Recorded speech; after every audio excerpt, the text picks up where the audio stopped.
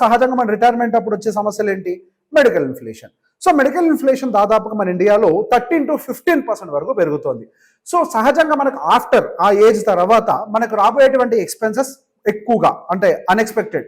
Every month హాస్పిటల్లో ఉంటామని కాదు, వచ్చినప్పుడు పెద్దగా వస్తుంది. ఎవ్రీ మంత్ మెడిసిన్స్ వాడతామని కాదు, వచ్చినప్పుడు ఎక్కువగా వాడాల్సి వస్తుంది. సో దాని యొక్క ఇన్ఫ్లేషన్ అనేది ఎక్కువగా ఉంటుంది. ఇన్ జనరల్గా మనకి ఎంగేజ్ ఉన్నప్పుడు స్కూల్కి పోవడం ఎంత సహజమో, వయసు పెరిగిన తర్వాత హాస్పిటల్కి వెళ్ళడం అంతే సహజం. సో ఆ ఎక్స్పెన్సెస్ మన మైండ్లో పెట్టాలి. మనం ఎంగుగా ఉన్నప్పుడు పిల్లల ఎడ్యుకేషన్కి ప్లాన్ చేస్తాం, మనం ఓల్డ్గా అయ్యేటప్పుడు హాస్పిటల్ ఎక్స్పెన్సెస్కి ప్లాన్ చేస్తాం అంతే. సో బేసిక్గా ఈ ఎక్స్పెన్సెస్ అన్నింటిని దృష్టిలో పెట్టుకొని మీరు చూసినా కానీ మన ఇన్ఫ్లేషన్ యావరేజ్గా 10% ప్లస్సే ఉంది, కానీ 10% మైనస్ లేదు. సార్ అది కాదు ఇది కాదు, మీరు చాలా ఎక్కువ మాట్లాడుతున్నారు, దానికి అడ్డం చేసి 7 పెట్టుకుందామా? ఓకే రైట్, 7% తోటి క్యాలిక్యులేట్ చేసాం. సో బేసిక్ ఇన్ఫ్లేషన్ 7% తోటి పెట్టుకొని మనం 30 years వయసు ఉన్న వాళ్ళు ఇప్పుడు 60 ఏళ్ళకి రిటైర్ అయితే ఎట్లా అనేది క్యాలిక్యులేట్ చేసాం. సో ఇక్కడ మీకు మంత్లీ ఎక్స్పెన్సెస్ నేను యావరేజ్గా 1 lakh అనేది తీసుకున్నాను. కొంతమందికి ఎక్కువ ఉంటుంది, కొంతమంది తక్కువ ఉంటుంది. క్యాలిక్యులేషన్ పర్పస్ మనకు రౌండ్ ఫిగర్ అయితే ఈజీ టు క్యాలిక్యులేట్ అనే ఉద్దేశంతో 1 lakh అనేది పెట్టుకున్నాం. ఏజ్ వచ్చేసరికి ఇక్కడ రాసాం, మీ ఏజ్ 30, 35, 40, 45, 50, 55. సో దానికి అనుకూలంగా మ్యాచ్ చేసుకోండి.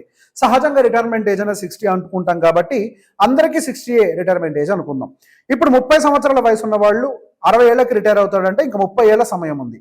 అదేవిధంగా 35 years ఏజ్ ఉన్న వాళ్ళు 60 years రిటైర్ అవుతారంటే 25 అండ్ సో ఆన్. 55 ఏజ్ ఉన్న వాళ్ళు 60కి రిటైర్ అంటే 5 సంవత్సరాల టైం ఉంది.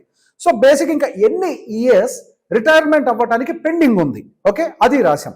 ఇప్పుడు ₹1,00,000 ఎక్స్పెన్సెస్ ఉన్నటువంటి వ్యక్తికి 30 సంవత్సరాల తర్వాత 7% స్టాండర్డ్ ఇన్ఫ్లేషన్ తోటి it will become 7,61,000. So almost మనకి ₹1,00,000 నుంచి 7,61,000 వరకు కూడా మన ఎక్స్పెన్సెస్ పెరుగుతాయి. ఇది కొంచెం నమ్మడానికి హార్డ్గా అనిపిస్తుంది. ఓకే, ఇప్పుడు 30 సంవత్సరాల వయసు ఉన్న వాళ్ళు ఒక్కసారి మీ ఇంటికి వెళ్ళి 30 సంవత్సరాల క్రితం మీ పేరెంట్స్ నెల ఖర్చు ఎంతో అడగండి. ఇప్పుడు ₹1,00,000 అవుతుంది కదా సరే, ఇప్పుడు ఇంట్లో ఊర్లలో ఉండే వాళ్ళకైతే 50,000 అవుతుంది అనుకుందాం.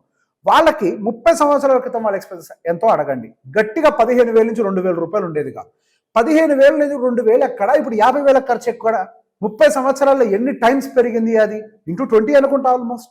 ఇన్ ద సేమ్ వే యాక్చువల్గా మనం ఆ రేంజ్లో మరీ అగ్రెసివ్గా ఒకటి క్యాలిక్యులేట్ చేయలేదు. ఇన్ఫాక్ట్ నేను 10% చెప్పాను కదా, నేను 7తో క్యాలిక్యులేట్ చేసినా కానీ ఇప్పుడు ₹1,00,000 ఖర్చు అని అంటే వాళ్ళు 30 years తర్వాత వాళ్ళ ఎక్స్పెన్సెస్ 7,61,000 అవుతుంది. In the same way 35 age group ఉంది, నాకు ఇంకా 25 ఏళ్లలో రిటైర్ అవుతాను అని అంటే ఇక్కడి నుంచి 25 ఏళ్లలో రిటైర్ అవుతాను అన్న వాడికి 5,42,000. ఇక్కడి నుంచి 20 ఏళ్లలో రిటైర్ అవుతాను అనుకున్న వాడికి 3,86,000. 15 సంవత్సరాల్లో నేను రిటైర్మెంట్ ఉంది అంటే 2,75,000. 10 ఏళ్ళు నేను రిటైర్ అవుతానంటే ఇంచుమించుగా 2 లక్షలు. నేను 5 ఏళ్లలో రిటైర్ అవుతానంటే 1,45,000.